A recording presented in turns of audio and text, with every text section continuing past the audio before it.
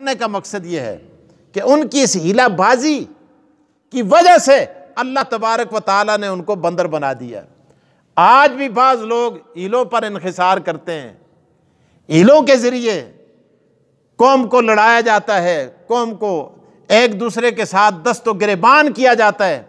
آج ہمارے ہاں بھی ایک دوران قرآن کا ہیلا پوری قوم کے اندر چلایا جاتا ہے۔ ایک آدمی مر جاتا ہے، مرنے کے بعد جنازہ تو شریعت کے اندر ہے کہ اس کا جنازہ پڑھا جائے، اس کو کفنایا جائے، اس کو دفنایا جائے، اس کو نہلایا جائے، اس کو قبر کے اندر ڈالا جائے۔ یہ ساری چیزیں فقہاء نے لکھی ہیں، شریعت کے اندر موجود ہے۔ لیکن اس کے بعد بعض لوگ آ جاتے ہیں اپنے پیٹ کی خاطر، قرآن پاک کے ساتھ گڑ باندھ کر، پتاسے باندھ کر، چھوارے باندھ کر، کچھ رقم نقدی باندھ کر، پھر اس کو 10 بدستہ دائرہ بنا کر گھماتے ہیں۔ ایک کہتے ہیں میں نے تجھے دیا، وہ کہتے ہیں جی میں نے قبول کیا۔ پھر وہ دوسرے کو کہتا ہے میں نے تجھے دیا، وہ کہتا ہے میں نے قبول کیا۔ دوسرا تیسرے کو، تیسرا چوتھے کو، چوتھا پانچویں کو، تو اس کے بعد کہتے ہیں اب مردہ بخشے گیا جی۔ تو یہ بھی ایک ہیلا بازی ہے، اس کی بھی شریعت کے اندر کسی قسم کی کوئی اجازت نہیں ہے۔ فقہاء نے یہ ہیلا نہیں لکھا، ہیلے کو مسخ کر کے اس کی تصویر دوسرے رنگ کے اندر، اسقاط کی جو تصویر ہے اس کو مسخ کر کے، اس کا حلیہ بگاڑ کے اس کو اسلام کے اندر لوگوں کے اندر رائج کیا جاتا ہے۔ اور بعض دفعہ کہتے ہیں اس کے لیے ڈنڈے چلائے جاتے ہیں، اس کے لیے بڑی لڑائیاں کی جاتی ہیں، قوموں کو لڑایا جاتا ہے۔ اور جی فلاں نے ہیلا نہیں کیا، ہیلا نہیں کریں گے تو ہم جناب، ایک جگہ لوگوں نے قبر کھودی، ایک جگہ تو وہ جن کا میت تھا اس نے کہا جی ہم تو ہیلا نہیں کرتے، یہ تو مناسب نہیں ہے۔ اس نے فراسی تستی قبر ہی نہ کھندے، کھودی ہوئی قبر کے اندر دوبارہ پتھر بھر دیے۔ یہ ہمارے علاقے میں کہیں بوئی کے علاقے کا یہ واقعہ مشہور ہے۔ تو انہوں نے قبر بند کر دی، انہوں نے کہا ہیلا نہیں کرو گے ہم قبر پر بھی نہیں آتے، جنازے پر بھی نہیں آتے۔ بہرحال یہ چیزیں ناجائز ہیں، اسی لیے ہمارے جتنے اسلاف اکابرین جتنے بھی گزرے ہیں انہوں نے اس کو ناجائز لکھا ہے۔ حتیٰ کہ بریلوی مسلک کے علماء بھی اس کو مذموم قسم کا فعل قرار دیتے ہیں۔ سید پیر مہر علی شاہ صاحب اللہ تعالیٰ غری کے رحمت فرمائے، بہت بڑے ولی اللہ، حالانکہ بریلوی مسلک والے سارے ان کو مانتے ہیں، لیکن نام ان کا لیتے ہیں، ان کے نام پہ ٹکڑے کھاتے ہیں، حلوے کھاتے ہیں، ان کے نام پہ باقی چیزیں کھاتے ہیں، لیکن ان کی تعلیمات پہ چلنا گوارا نہیں کرتے۔ سید پیر مہر علی شاہ صاحب کی کتاب ہے، اس کا نام ہے اراۃ الصراط فی دور الاسقاط، اس کے اندر سوال جواب لکھے ہوئے ہیں۔ اور سید پیر مہر علی شاہ صاحب رحمہ اللہ سے پوچھا گیا کسی نے کہ حضرت یہ ہزارے کے علاقوں میں، افغانستان کے بعض علاقوں میں، فلاں جگہ صوبہ سرحد کے بعض علاقوں میں اس طرح کیا جاتا ہے، مرنے کے بعد یہ دوران قرآن کیا جاتا ہے، میت پر قرآن پاک کے ساتھ چھوارے باندھ کر، پتاسے باندھ کر، گڑ باندھ کر، قرآن کریم خرید کر اس کو گھمایا جاتا ہے۔ پھر دائرے کے اندر جو بین الاقوامی یتیم بیٹھے ہوئے یتیم یہو، وہ سارے پھر ان پیسوں کو آپس میں تقسیم کرتے ہیں، جو بڑا پروت ہوتا ہے وہ زیادہ پیسے لیتا ہے، باقیوں کو تھوڑے تھوڑے دیتا ہے۔ تو یہ کیا چیز ہے؟ اس کی شریعت کے اندر کوئی حقیقت ہے؟ سید پیر مہر علی شاہ صاحب کی کتاب آج بھی ریکارڈ پر موجود ہے، آپ کے وہ جملے، تاریخی جملے، آپ نے فرمایا لا حاجت الی ھذی الخدیۃ والتزویر۔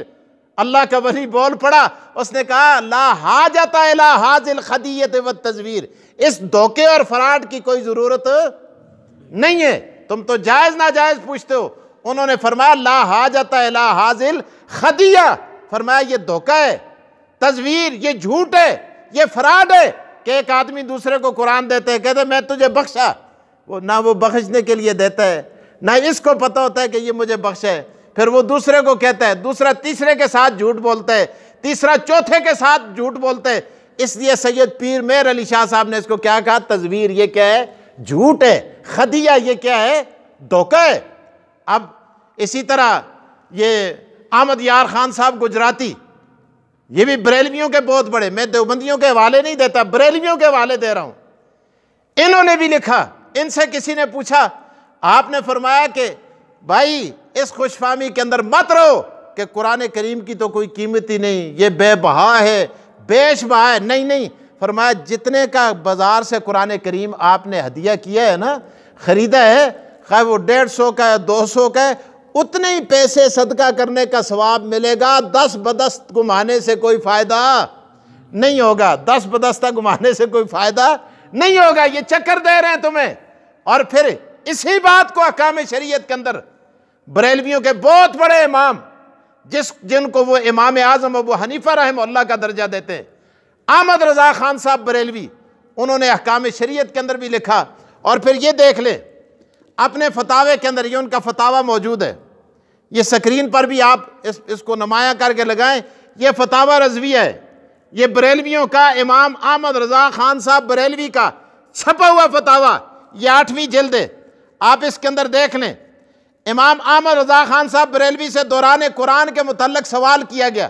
اب سوال کا یہ موقع نہیں ہے، بہت لمبا سوال ہے، یہ پیچھے یہاں سے شروع ہو رہا ہے، آگے جواب دے رہے ہیں اعلیٰ حضرت بریلوی۔ آپ کیا فرماتے ہیں، سنیے اس جواب کو۔ فرمایا امیر المومنین فاروق اعظم رضی اللہ تعالیٰ عنہ اور ان کے سوا حضرات سے جو کچھ روایات بے سر و پا عبارت میں مذکور ہیں، سب باطل و افتراء ہیں، سب باطل و افتراء ہیں۔ کہتے ہیں نا جی فلاں فتاوے میں لکھا ہوا ہے جی حضرت عمر نے یہ ہیلا کیا تھا۔ احمد رضا خان صاحب بریلوی کیا کہتے ہیں، حضرت عمر کی طرف جو روایت منسوب کی گئی ہے یہ باطل بھی ہے، افتراء بھی۔ افتراء کہتے ہیں دوتے بہتان بننا، یہ بہتان باندھا گیا ہے۔ آگے دیکھیے، سنو بریلویو، آگے دیکھو آپ کے اعلیٰ حضرت کیا فرما رہے ہیں آگے۔ نہ یہ عبارت فتاوہ سمرقندیہ میں، بریلوی سمرقندیہ کا حوالہ دیتے ہیں، احمد رضا خان صاحب فرماتے ہیں کہ سمرقندیہ میں یہ عبارت نہیں ہے۔ آگے دیکھیے، اس پر بھی افتراء ہے، احمد رضا خان صاحب بریلوی فرماتے ہیں اس پر بھی افتراء ہے، اور بیچارہ افتراء کرنے والا عربی عبارت بھی باقاعدہ نہ بنا سکا۔ احمد رضا خان صاحب فرماتے ہیں عربی عبارت بھی بنا کوڑ کرنے دی کوشش کیتی ہے لیکن کر نہیں ہے کیا۔ اعلیٰ حضرت فرماتے ہیں، اعلیٰ حضرت بات تمہارے گھر کی ہے، وہ خود فرما رہے ہیں کہ عبارت بھی صحیح بنا نہیں سکا۔ آگے دیکھیے، فرماتے ہیں اپنی ٹوٹی پھوٹی، اللہ اکبر، کمال کر دیا اعلیٰ حضرت نے، اپنی ٹوٹی پھوٹی جاہلانہ خرافات کو صحابہ اور ائمہ کی طرف منسوب کیا۔ مسئلہ عامہ کتب متداولہ مذہب میں مصرح ہے، خود مصحف شریف سے ہو یا کسی مال سے، مگر ہر بار کے دینے میں اتنا ہی مجرا ہوگا کہ بازاری نرخ سے وہ مصحف شریف جتنے کا ہدیہ کیا ہے، جتنے کا وہ ہدیہ کیا ہے 10 بستہ گھمانے سے زیادہ نہیں ہوتا، اتنے کا جتنے کا خرید کے لائے ہو۔ آگے دیکھیے، یہ جاہلانہ خیال ہے، یہ تو بے بہا ہے، یہ جاہلانہ خیال ہے کہ یہ تو بے بہا ہے قرآن مجید۔ آگے فرماتے ہیں یہ تو بے بہا ہے، ایک ہی دفعہ میں اگلے پچھلے 7 پشت کے سب کفار ادا ہو جائیں گے۔ یہ کیا ہے، جاہلانہ خرافات ہیں، بطلات ہیں۔ آگے دیکھیے، محض جاہلانہ خیال باطل ہے، کما بیناہ فی فتاوانا بما لا مزید علیہ، جیسا کہ ہم نے اپنے پہلے فتاوہ میں اتنی تفصیل سے بیان کیا جس پر اضافہ نہیں کیا جا سکتا۔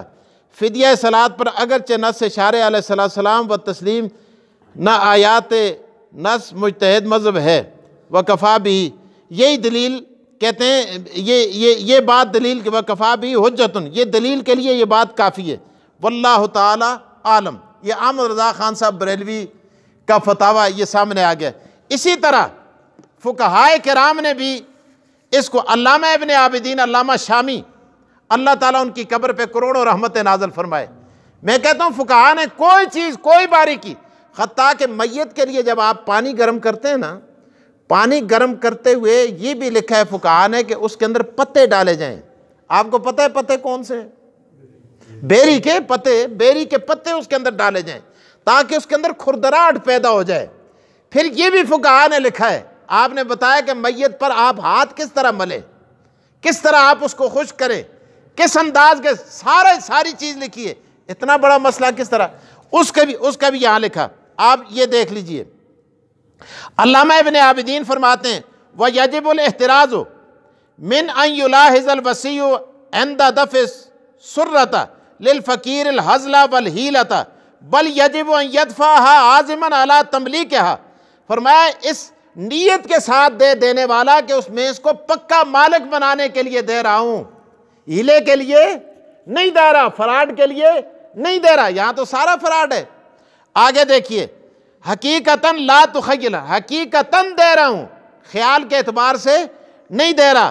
آگے فرماتے ہیں ملاحظاً ان الفقیر اذا ابا ان ہبتہا الی الوسیع، فرمایا یہ دیکھو اگر کوئی آدمی دائرے میں سے کہے جی تجھ مجھے دے چھوڑے، آپ نے تو مجھے دے دیے، میں اب آگے نہیں دینا چاہتا کیونکہ میں خود محتاج ہوں، فقیر ہوں، میں آگے نہیں دیتا، تو اب اس آدمی کو گنجائش ہو کہ وہ آگے نہ دے سکے۔ اتنے تک کہتے دائرے بھی کوئی آدمی آتے میں آگے نہ دینا، میں ہی چاہ کر نہ دے، سارے مل کے اس کو کیا کر دیں، کٹتے کہ نہیں کٹتے؟ بتاؤ بھائی، مارتے کہ نہیں مارتے؟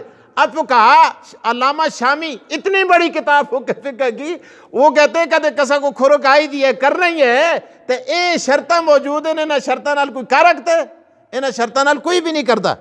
آگے دیکھیے حقیقتاً لا تخی، آگے فرمایا اذا ابا الی الوسیع کان لہ ذالک ولا یجبر علی الہبۃ، کوئی آدمی اس پر جبر نہیں کرے گا کہ تو دے ہی دے۔